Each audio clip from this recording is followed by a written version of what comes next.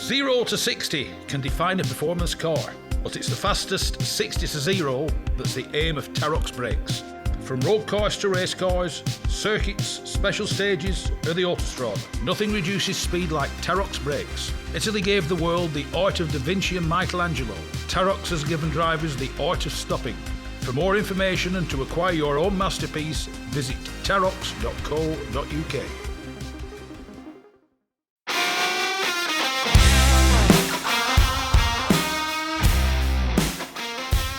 Yes, it's me, Mike Stone, and this is the Backseat Driver Podcast.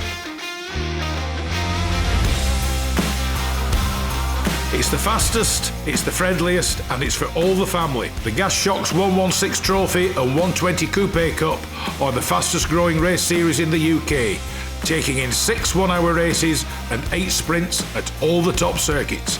Visit 116trophy.com to find out more and get yourself behind the wheel. From a pot of tea to TT motorbikes.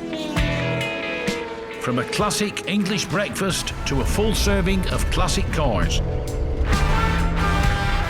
Bridge House Tea Rooms is the Northwest premier classic car meeting location for cars, bikes, tractors and owners clubs. So no matter what your automotive appetite might be, visit Bridge House Farm Tea Rooms on their Facebook page or call John and Alicia on 07980 444 221 for show details and to reserve your own table and parking space. I'm here at Salon EpocAuto with Loic Depailler. Is that right? It is. Right. By his own admission, he isn't famous, although he was a racing driver. But the surname should give it away. He is the son of Patrick Depailler, who was, I think, Loic will say, more famous than he is. Indeed. What is it like growing up with a father, Patrick Depailler, and to live with that name? Quite complicated. Well, the problem is, he died when I was 7, and you cannot compete with someone who's considered a demigod in your hometown. So which was your hometown? Clermont-Ferrand, right in the middle of France, in a region called Puy-de-Dôme. So it's just a wrench throw from the Circuit of Charades. Yes. So circuit I know. Yeah. I've raced there, and described by Sterling Moss as the French Nordschleife. Yes, indeed. It was one of his favorite tracks and one of my own favorite tracks. It's a very technical track. If you get it wrong, you'll pay the price. Yes, exactly. It's both technical and can I say ballsy? Yes. It's ballsy. Yeah. It's definitely up and down, and there's 1 or 2 corners there you've got to get to know before you dare go around very quickly. Yeah, there's actually a couple of corners going downhill right before the great right turn of Grave Noir. These turns, both left-right turns, who are called the twins, and who are not twins actually. And the first corner are lookalikes, but the second corner of the second series of corner is it's blind, of course, and it tightens at the end, and all the newcomers that came here would wreck the car on the face of the mountain, because they would their brain would think it's just like the other one, and boom. And for the record, if he ever listens to me, Julien Beltoise, one of the nephew of François Sever, who raced in Formula Campus the year I was racing in Formula Renault, he wrecked the Citroën Visa 1000 Pistes of his mother exactly in this corner. You've been waiting to say that, haven't you? I just remembered it right now, but that I don't have many memories of Charade. Racing over there I don't have a very good souvenir because it was the brand new modern racetrack, and all my memories of me falsely racing on the weekend because it was an open road. I love the old racetrack, and I have a few memories that have been told by my father's friend of what he did over there. One is that while training for racing at Le Mans with an Alpine A110, sorry for my French, he would set lap times. Remember, it's an open road track, so anybody could do any lap times at any time of the day or night, and he would set a basic lap time during daytime, and then he would, for training for Le Mans, he would shut the light, and he didn't stop until he set the same lap time in the dark at night as during daytime. So, your own career, I mean, you drove sports cars, didn't you, mainly? Yeah. I did Formula Renault for 2 years. First year was a French championship. Second year was French and European championship. And then the infamous Loic, which for bad advertisement from alcohol and cigarettes basically killed the career of much greater drivers than me at the same era. So for me it was an experiment because I started racing when I was 20 years old. I didn't do race car at all, but at the end of my second year of racing I had quite good results because I had very good mentor, mechanic and an engineer whose name is Stéphane Cotin, nephew of a very famous French driver, Alain Cudini, who had the reputation of being Formula One eligible at the time, and at the end of the second year, I decided I cannot stop right now. So I packed my bags and found a very small sponsorship from Gitane, who was still allowed to sponsor outside of France, and I did two years in Formula Ford in Canada with quite good results. My second year I did a podium on the Ile Notre-Dame right before the Formula One race. I arrived probably 12 hours before the start of the race, coming from Europe, and it was a wonderful year. I didn't have any big sponsorship at the time, but people from Quebec and North America, I really love them. Working with them was incredible, and as a fan of Charade, I could only be fan of all the North American racetrack, which are both fantastic and quite deadly. You also raced in Moseley, did you not? Yeah.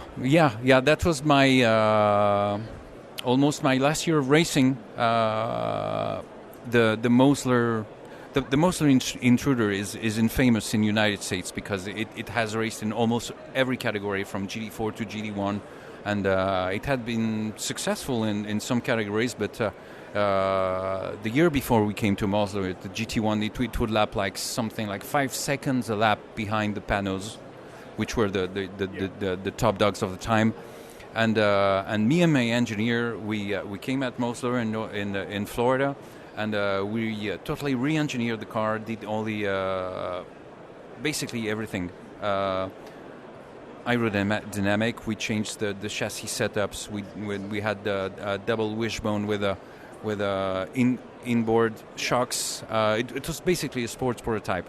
And we did miracles with this car. The first 3 races were we did pole, fastest lap, and winning the race for 3 races in a row. Yeah. And this is basically what ended my career because it was a one-of-a-kind race car, and at the end of the year, the phone never stopped ringing at Mosler because everybody wanted this car. But since it was more of a sport prototype than a GT, our boss, which was Warren Mosler, the how do you say this in England? The man was a millionaire, but his race car brand, it was more like a dancer. We say in France. It was fancy for the eyes. It was his passion, but it was not his business. Yeah, it was just a hobby in many ways. Exactly. So during the whole silly season, he said, "Oh, don't worry, we're going to race next year, and we're going to be champion." And 3 weeks before the beginning of the 2000 season, he said, "All right, there's too many propositions. Everybody's calling me. We're going to do a brand new race car." Yeah. So, but if you want to do a brand new race car, because it's GT series, you have to do a brand new road car. Yeah. So, 3 weeks before the start of the season, we went back from zero, stopped the racing, and went back to the drawing board. And it took 18 months to both develop in parallel, just like the GT, the new GT from Ford, develop in parallel a road and race car. During that time, the mother of my father died, so I came back to bury her. I became a motorcar journalist, and I said, if I ever stop my career, this is the best occupation for me. So why not training before stopping in 2, 3, 5, 10 years? And after 18 months, the first Mosler, which was the MT900, came out. They did. They called all the teams that wanted to try the car, and they ended up with 10 or 15 order. Yeah. And then my beloved engineer Stéphane called me and said, "You can stay home, because the race team has been dissolved, and we have transformed the racing team into a small production line. Yeah. So stay home. we don't need you anymore." So that was officially the end of my career, which I was not, I've never been at heart someone like, I've never been a real racer as with a real anger for victory or winning at any cost. Yeah. It was an experiment for me to see if I had any kind of talent and try to understand what was my father's life. Yeah. So after being vast champions, having one of each, one fast lap, one pole, one victory, well, not champion, but close to it. You ticked all the boxes. That was the end. That was the end of the experience. With no bitterness.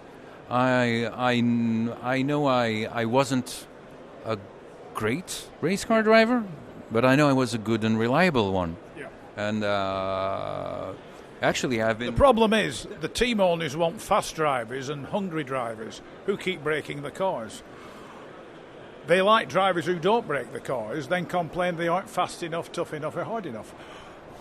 I'm not so sure about that. It depends on how fast they go when they don't break the car. Yes. That's the real point. And where we are this evening, surrounded by pictures of the one, the only Francois Sever, I mean, he still carries legendary, godlike status in France especially. Yes. It's the 70s is a very strange era. My father actually succeeded to François Sever because he was supposed to be the lead driver after Jackie Stewart retired. Because it was technically Jackie Stewart's last season.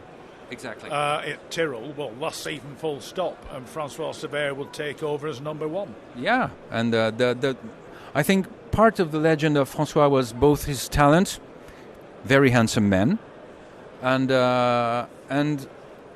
he embodied this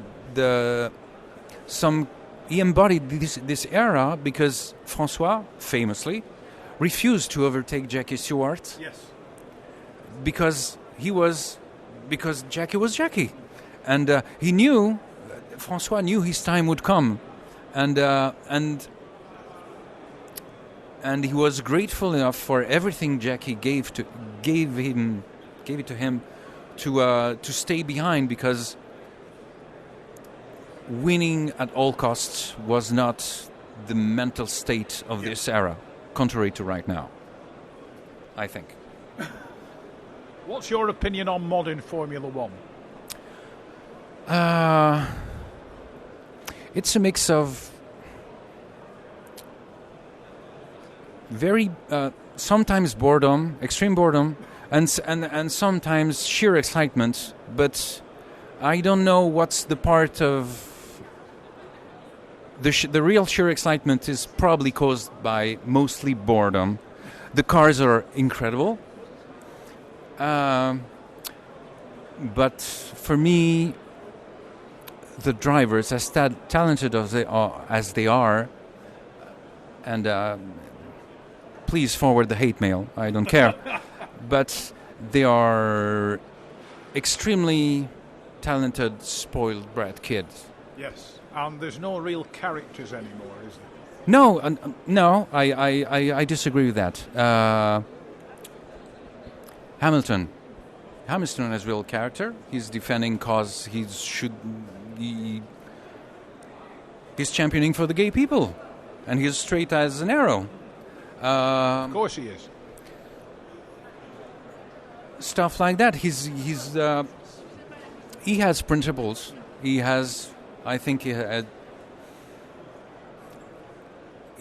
reminds me of the drivers of the old era, but. I wouldn't want people, me saying this. I wouldn't want people to think that I'm seeing this through rose-tinted glasses. François Sever, my father. Some people call this the first golden era of Formula One. It isn't true, because so many people, so many drivers, so many talented drivers died because of poor race car reliability, awful race condition, very dangerous track, which I love, but it's still part of the problem. For me, the real golden era was when you had reliability, performance, more professional drivers than my father or François, who were drinking and smoking. And then probably, this is my own opinion, please don't judge me for this, but I think that for the last 10 years have been too much money, over professionalism, and too many rules, and probably this sports now lacks a little bit of spontaneity and candor. Seeing the fans on Twitter trying to virtually cut their throat at each other because of some points of the rule that hasn't been respected, or Max did this but Lewis did that, and it's getting to the stage where even after the checkered flag's dropped, the race is finished. You're not quite sure of who's won, who's second, who's third. Yeah. Exactly. So,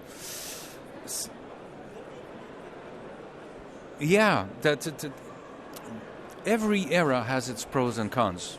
And every era has its the cars that win, the drivers that win, and then they fall away, and the next team and the next driver will come along.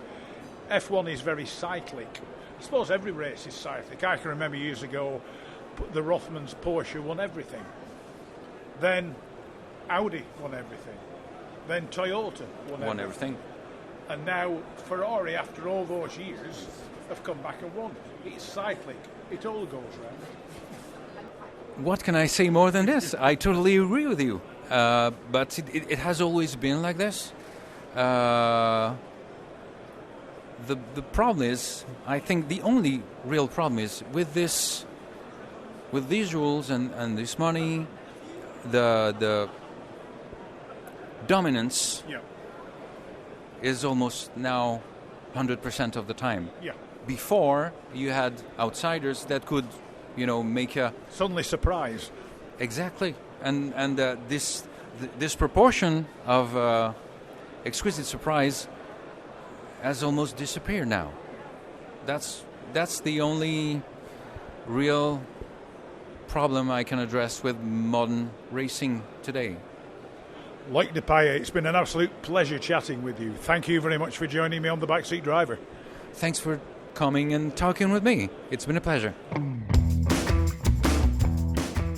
Rarely beaten on price, never beaten on service. Whether it's cars, bikes or commercials, Hodder Tyres are the best in the business. And when it comes to tyre expertise and advice to supplying the correct tyres for your vehicle's specific requirements, nobody comes close to David Lakin and the Hodder Tyres team. So give them a call on 01200 613 192 or visit the website at hoddertyres.co.uk. I'm here at Salon EpocAuto with one of Formula One's legends. One of the French legends, Jean-Pierre Jarier. Jean-Pierre, welcome to the Backseat Driver. Thank you for your... I'm very happy to hear in English because I need that. And I had a good souvenir of my life in London and when I drove Formula 2.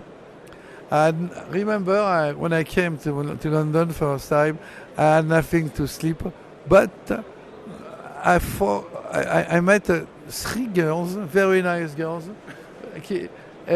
When they saw me, they said, "Okay, you have something to sleep now." I came and I was invited by one of these 3 ladies, beautiful, nice, and. I could improve my English. That's your excuse. And after I remember I went really very often to Silverstone for testing the March Formula 2 and other cars. I began to be a test driver for an English team. And I had a very good engineer. So it was a pleasure, and the team manager was Max Mosley, and I remember I love to live in England, and this all my life I remember the good times I had with many English. People, overall journalists, and that was a good thing. I improved my English. I could drive in England anywhere. I found very good as a driver, and my pleasure was to go to Goodwood, Silverstone, Brands Hatch, and all the circuits of the Formula 2 second the time of the war for the Formula 2 war. They left the circuits which were not circuits at that time. That was pieces of I forget. I mean, it was for racing team to go racing on a place which was a circuit. It was a place for planes and not for Formula 1 but so many circuits able to become race drivers. Pits. I'm sorry. I love to drive in Goodwood. When I love to land with my plane in Goodwood, I love to fly Silverstone again. It was a place for racing. That was a good time and pleasure was very high to fly and to test race cars and to drive the cars. Of all the years you were racing, you've got to have enjoyed yourself. I mean, even now you are still involved in racing and what goes with it. Not so much as before, because in the past, when you are 22 or 23 and you sat in a race car, it's fantastic. I was very happy to drive race cars, but also I was a good pilot, and I could fly everywhere with planes. So I have good souvenir of all that because I took friends to fly to France, Spain, or England, and Spain, and in Italy. But it was a very close fun and to drive a race car, but not so good, not so fine as a plane.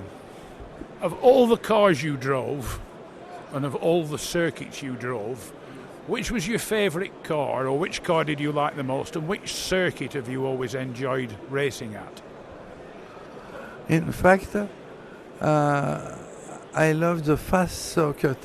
So I could say Silverstone was very likely the best place for me.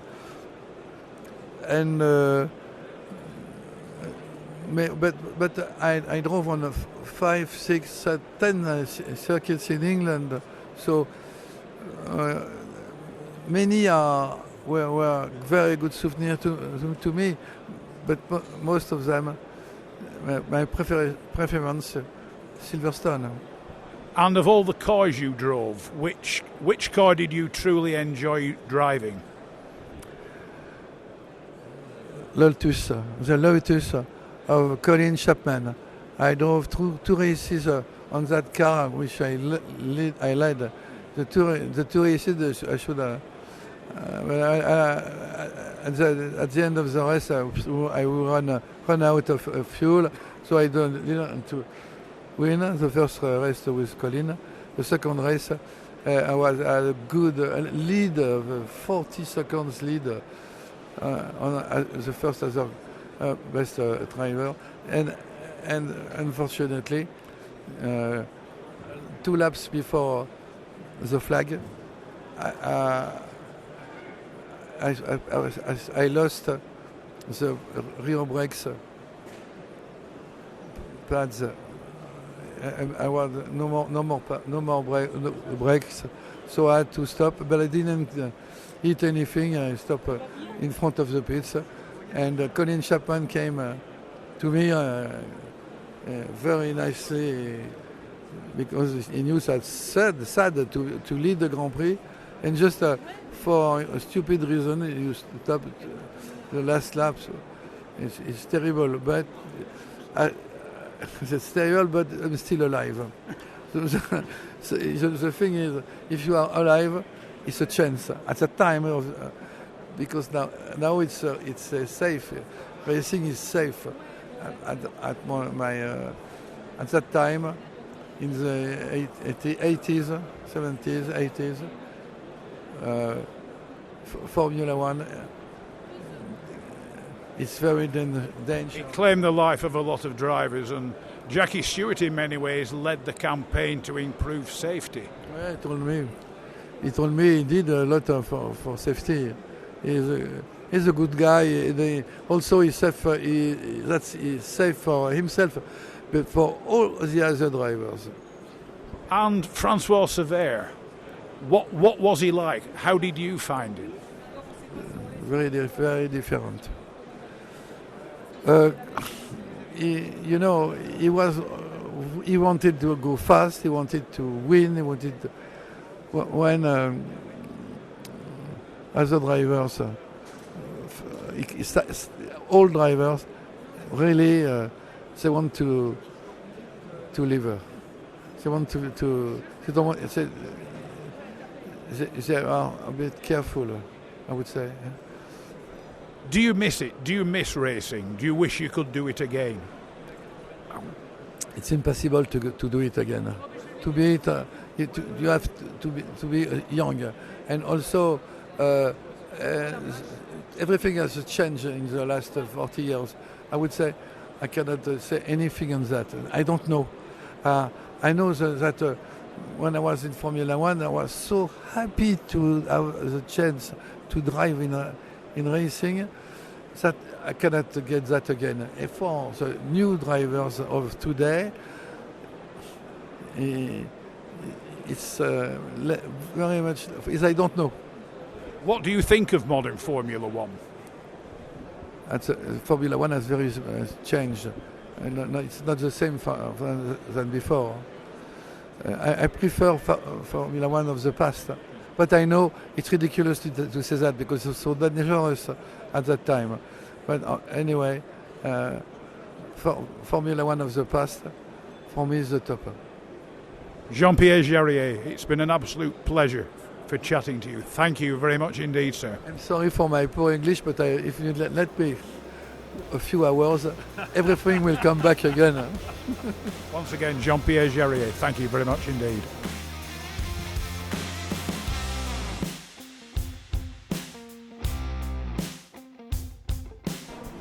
I'd like to welcome back to the Backseat Driver the one, the only Gerard Gamand of Auto Diva, racing driver, tester, publisher, editor, on his stand here at EpocAuto with a magnificent display of cars. Gerard, welcome back to the Backseat Driver.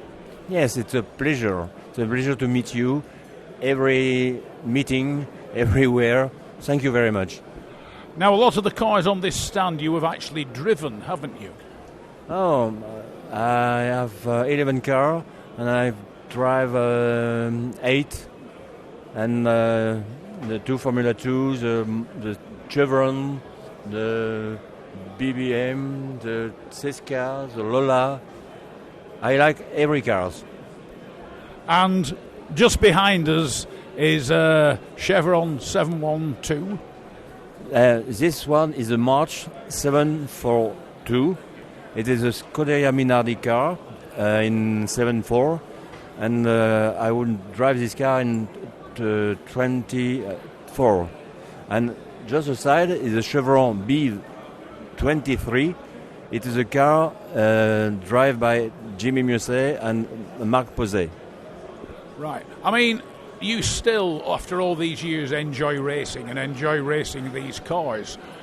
What drives the passion? I don't know. I don't know. I am birthed with this passion. And I am 75, I'm 75, and I've never lived this passion, never. So, besides the car you are driving, what else will you be driving next year? I don't know.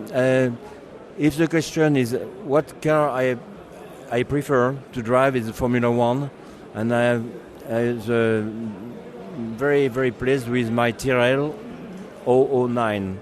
It was a magnificent car, and I have a lot of pleasure and drive during 2 years in historic Formula One. But now I'm too old for the Formula One. It just drives the Formula 2. So you find them easier? You find Formula 2 easier to drive? More easy for my age. More easy for my age because Formula One is very, very hard to drive during 10 or 15 laps. With the Formula 2 it's more easy. It's hard but more easy for old men. And what else does 2024 hold in store for Gerard Gamand and Auto Diva? Because I mean, it is the premier French historic motorsport magazine. Yes, really. I've created in 15 years ago, and it is the only one. It is a historic magazine. It's not a car magazine. It is historic magazine because all the articles are only on the history of motorsport. Because one of the things you do, and one of your contributors, Marie-Catherine Linney, is with us, is you do articles on the old drivers.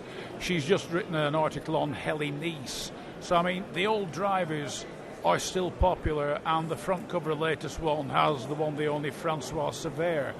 I mean, is Francois Sever still looked upon as a virtual god in France? Yes. It's difficult to explain.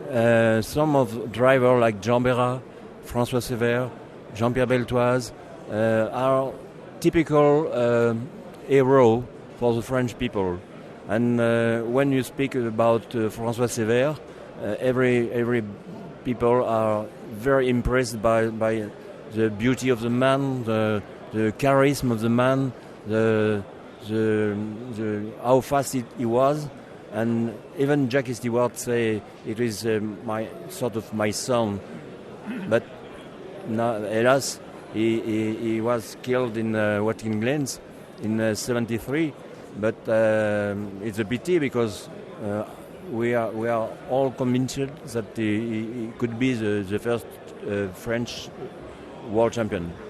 I mean, Jackie Stewart, shall we say, taught him a lot of what he knew and passed him on. I mean, it was a talent that was never, shall we say, crowned because of what happened. But that was from an era when motor racing really was dangerous. I think the problem is during this period, motor racing was absolutely dangerous because it was just a bus with petrol, and it was impossible to finish alive after a big crash.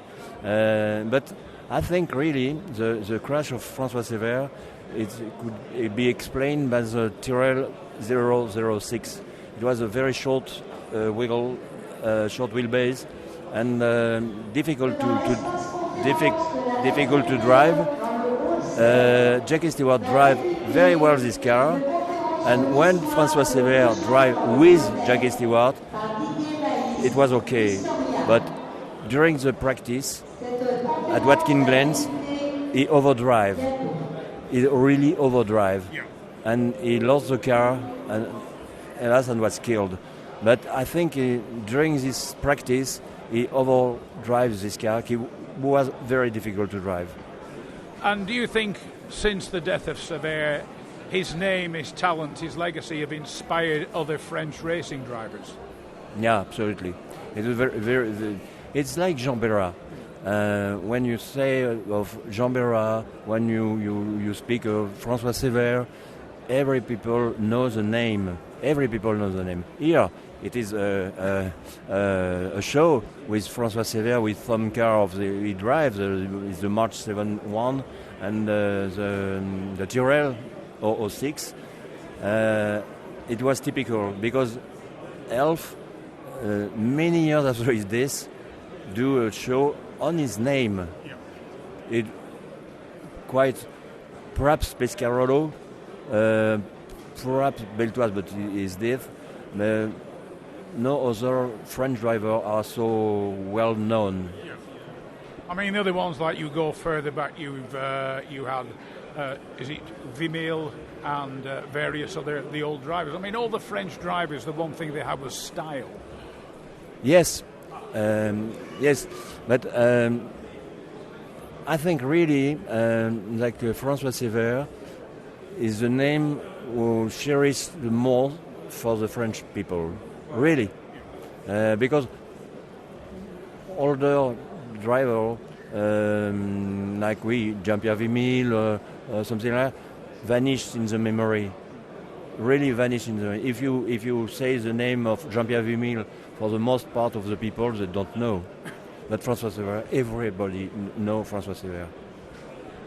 So, with François Sever, Gerard Gamand and Auto Diva, they all endure, especially here in France. But once again, Gerard Gamand, thank you very much for joining me on the Backseat Driver, and all the best for the rest of 2023 and 2024. And I hope to see more editions of your magazine and more success of you driving single-seaters. Thank you very much, Mark. It's a pleasure. It's a pleasure. Well, that's it for Salon EpocAuto 2023. The visitors have arrived not in their hundreds, not in their thousands, but in their tens of thousands. By Saturday lunchtime, you could hardly move for visitors to look at the cars, buy the spares, see the people that are here. It is an absolutely incredible event that, by the looks of it, there's no shortage of people who want to attend. The car parks are overflowing, the gates are overflowing. It's absolutely incredible. I hope you enjoyed my chats with one or two of the people who were here. It's a sort of show like Retromobile where every couple of years is preferable. There will be sufficient changes if you come every year or attend every year both of these events.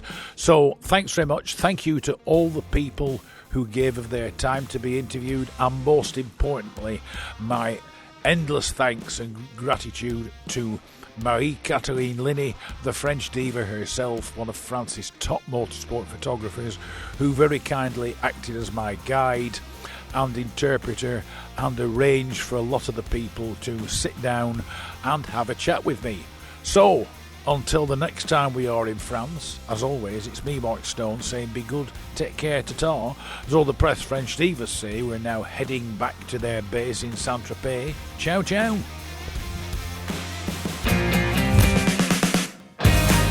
The Backseat Driver Podcast is brought to you in association with Tim Nash and the Lombard Rally Festival, the UK's premier classic rally demonstrations. From the awesome Group B cars to cars from the golden era of rallying, go to the Lombard Rally Bath social media for dates and venues.